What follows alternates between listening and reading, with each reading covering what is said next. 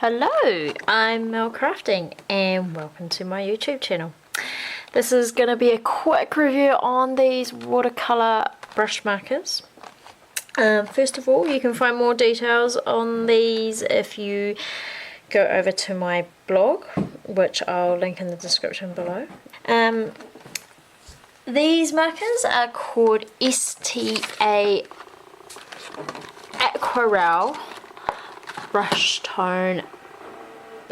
STA Aquarelle brush double tone markers. Sure is a bit of a mouthful to say. I got a pack of 14, but you actually get 28 colours because they're double tipped and they're dual tone. So there's a dark colour on one side and a lighter on the other. And they're all brushes. It's a bit of a downer that the packaging was damaged, but the markers themselves are perfectly fine. So it was damaged just on here. You can kind of see that it got a little bit crumpled, possibly in the mail, but I remember when I took them out of the packaging it was really tight in the packaging, so I'm guessing when it got packaged it got stuffed in there. I've had these markers for a few months now and I've tried them out in a few different ways, mainly direct colouring by applying them to a piece of paper. Actually I'll show you. I'll grab a piece of watercolour paper, so just applying it and then getting a brush with some water and just moving that colour around. The other way is smushing it on like a plastic palette, so I just use a lid and then getting some water, moving it around and then putting it on watercolour paper like that. This way, by smushing it on the lid, adding water and using them like watercolour paints, that's by far how I like to use them, and it is the main way I do use them, but I'll show you a couple of other ways. I mainly use them when I'm card making, so I'm colouring stamped images or stamped backgrounds, or even just creating backgrounds themselves. I'll do a quick swatch of a few of the markers so you can see how they work. So I'll do a broad line. So you can see the brush is very broad. These are very juicy pens, by the way, so none of them were dry. They were all really well, and there's a bit of a fine line. And then I'll do a couple of lines and then I'll come in with my brush and water, and you can see how it blends out. You know, it's very easy to move the colour out. I did have trouble trying to blend colours in, so if I do a purple down here, I need that up closer, and then try and blend it in this way, it was pretty difficult. So like they just kind of don't really blend, they mix into each other. Anyway, maybe you like it like that. I personally don't like it like that. I quite like a nice smooth blend rather than what I'm getting there. So I'll try another colour so you can see that I wasn't just fluking it, if you like. So another broad line, a thin line, a few lines. Oh, sorry, that was out of the picture, but you can see I did a broad and a fine line, and then I just move it. It's very easy to move the colour.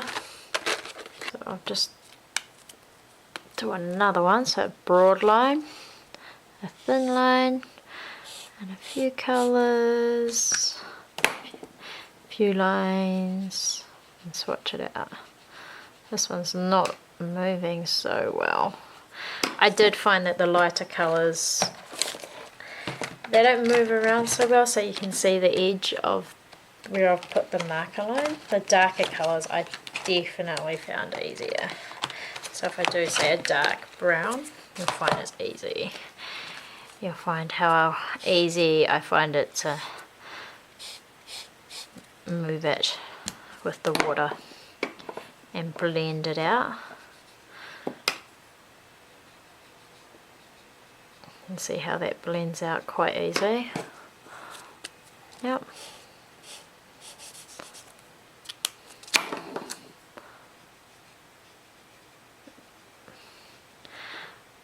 Yeah, but with the lighter colour you can definitely see the edge of where I put the marker to the paper. The tips themselves are not too flimsy, and they've got a bit of bite to them, and they give really good control. So I can just you can do a really thin line or a really thick line. So you go, yeah, they're really nice. But maybe that's just my style and how I like to use brush markers. But yeah, I found them to give me quite good control. Here is a Christmas card and an image that I'll just put that to the side. Here's a Christmas card here that I watercolored with using these markers. So this was using that technique of where I mark some onto a plastic lid and then add some water and then use it like a watercolor paint. The markers worked really well for this technique, and it is mainly how I use them, like I said. And you can see that the cats did turn out pretty well. You can see that. And if you head over to my blog, I've got a post on exactly how I made this card. But you can see I've stamped an image and then used these like watercolor paints to colour it in. I also use these markers to directly colour this detailed background I'm about to show you here.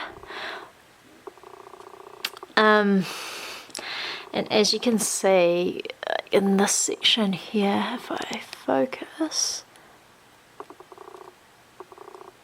here we go, you can see down here the colour really spreads when I applied it to the paper.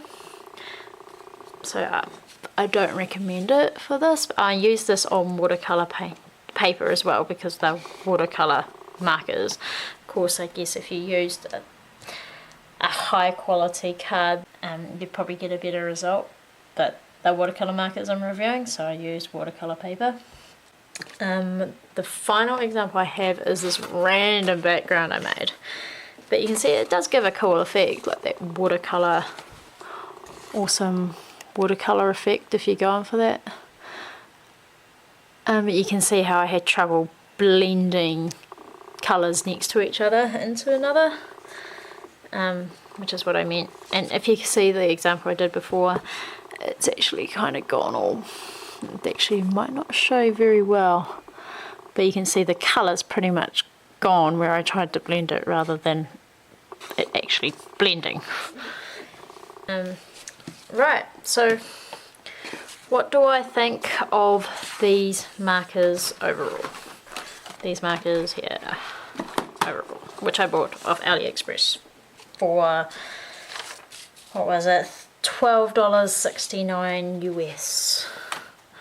Overall, these markers are great, and I would consider buying them again if I'm looking for watercolor markers for watercolor painting.